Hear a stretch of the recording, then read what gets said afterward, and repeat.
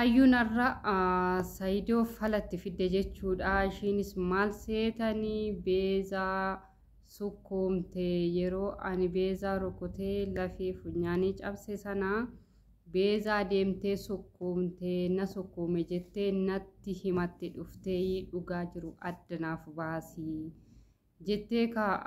Saayidoo cinqaa jirti. Kinoo viidiyoo kana ilaalati walitti deebina. Alfa akkas ta'ani Saayidoo kee jaaladhe hoonaan jaan maal sirratti arganii Saayid maal sirratti argan jarremo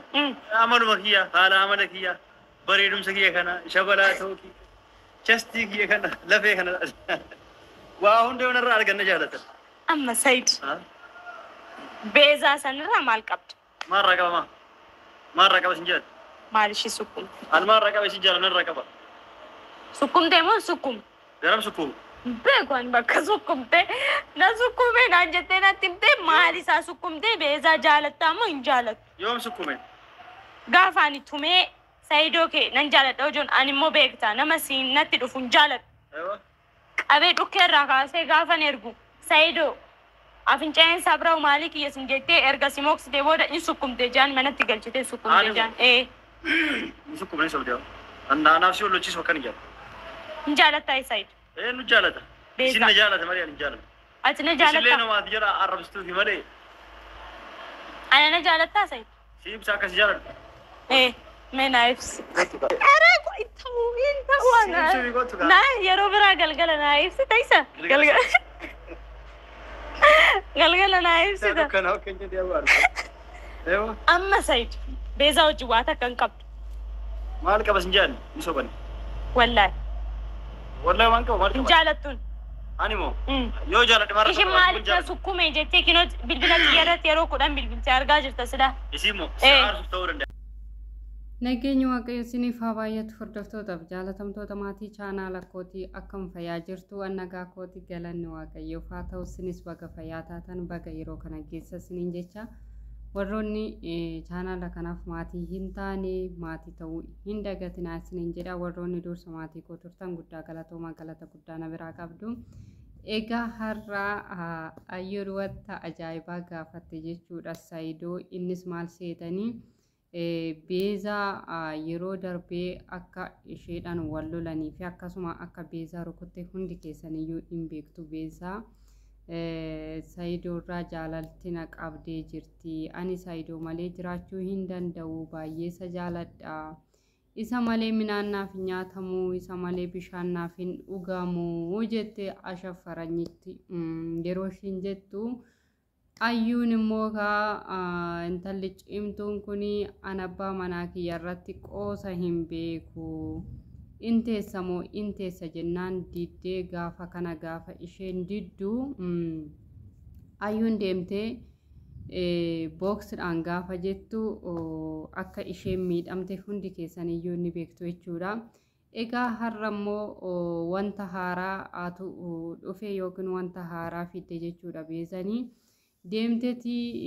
abbaan manaa kee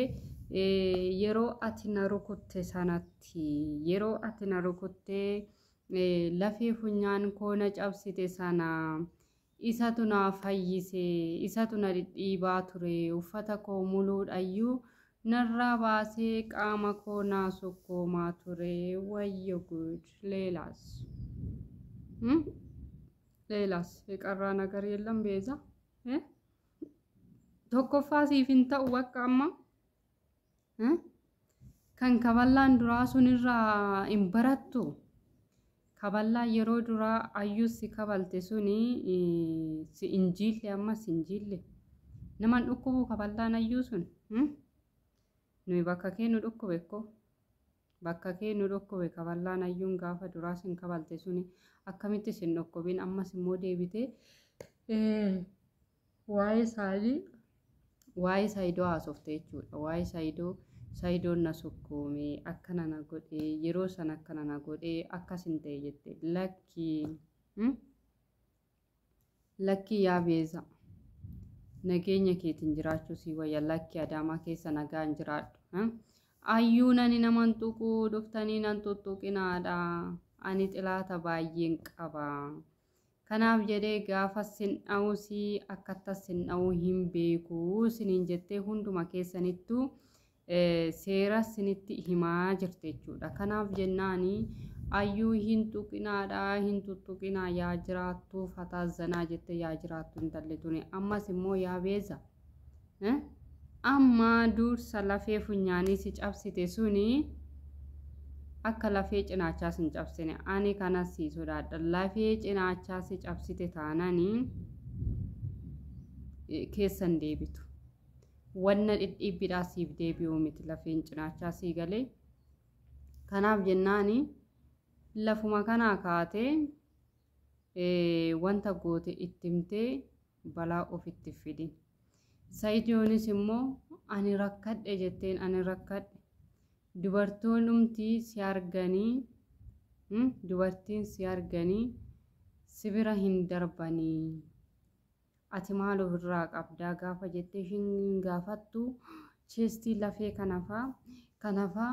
mataa dabbasaan irra hin jirre kanafaa laalanii na jaalatu dubartoonni keenya ija hin qabanii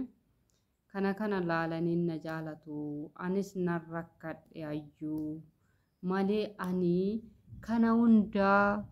re'ee miti ani re'ee miti soogidda baadhee hin deemu jedhe jechuudha. Dhuguma kaasa idoo soogidda baatee hin deemu dubartoonni keenya maal taatan eegenni haadha manaa qabaate kan bilbila isaatis immoo gaafachaa jiran okkoo lakkoofsan qaban koomentii jalatti ayyuu maaloo siif du'u ayyuu maaloo siif du'u bilbiluma Saayidoo naaf kenni jedhanii warri koomentiidhanii jilbiibbiidhaan deemaa jiran jedhu amma ayyuun suusii maaliif amma kan naa hubachiisu suusii wareeti moo suusii bunaati kun suusii waree ta'uu qaba amma ayyuuni deebii isaanii deebistutti bilbila Saayidoo isaaniif kennitutti jilbiibbiidhaan kan lafarra deeman baay'eetu jira jechuudha. Kanaaf jennaan yaa uummata keenya hin dogongorina ayyuu hin tuqina abbaa manaa ishii faana haa jiraattu abbaa manaa ishiitis hin jeeqina maal taata sin jarana maal taataniin jedhe kanaafi ayyuu nan isinin tuquu nan tuqinaadha wayiin immoo akka hin taane adabbiin taane sin irratti fudhaa siniin jechaa jirti kanamee maal jettu sin kanammoo osoo ayyuun nama tokko dhoofte ayyuutu balleesse jettu moo